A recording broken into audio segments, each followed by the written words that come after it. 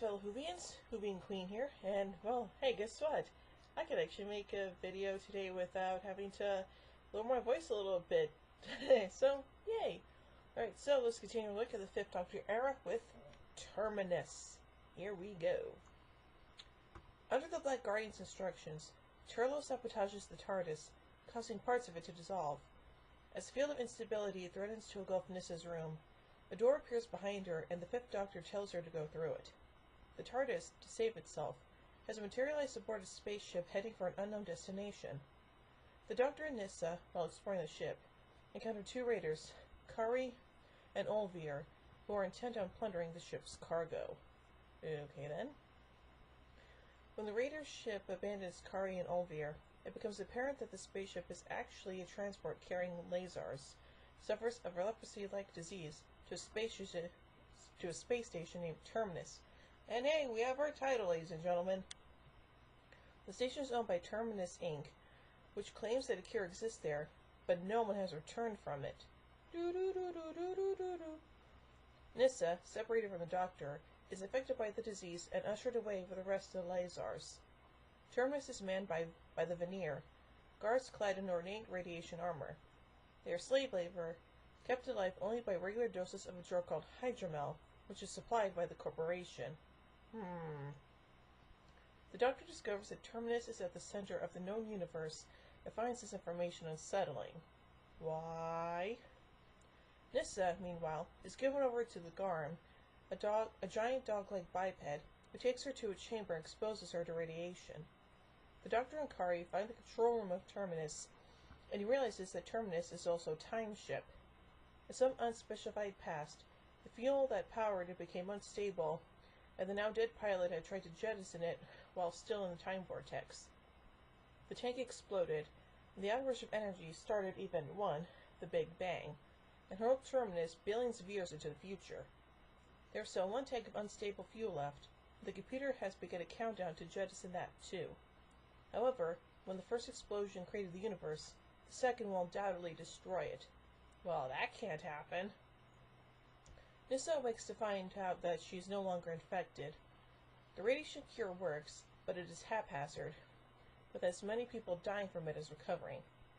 The Garm knows this, but is unable to refine it as he is controlled by the Veneer.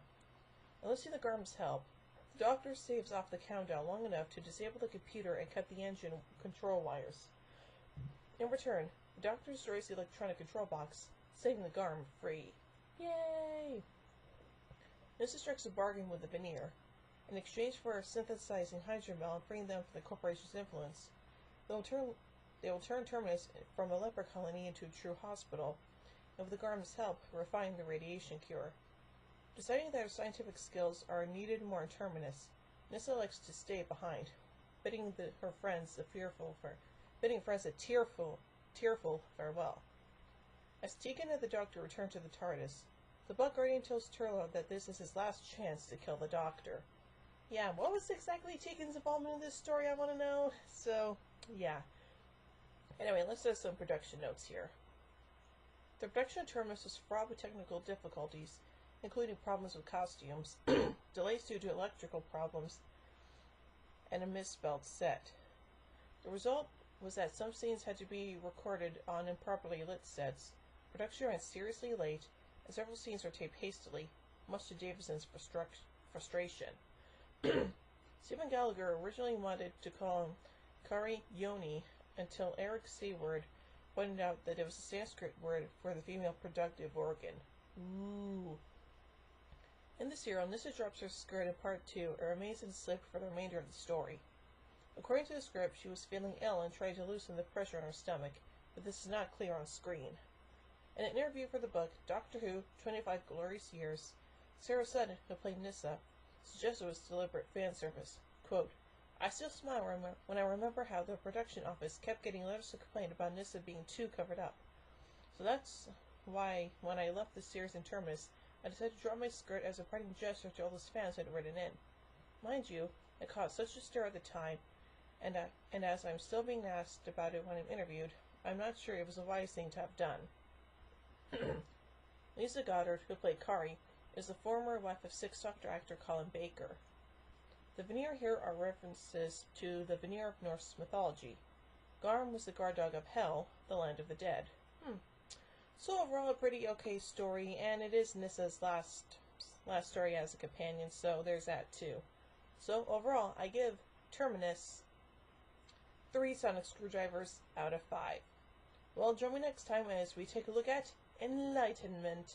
Oh, that should be an interesting story, I guess. So anyway, this is Hooving Queen saying, "Oh my giddy aunt, when I say run, run!" Adverse polarity of the neutron flow. Would you like a jelly baby? Fantastic! Allons-y!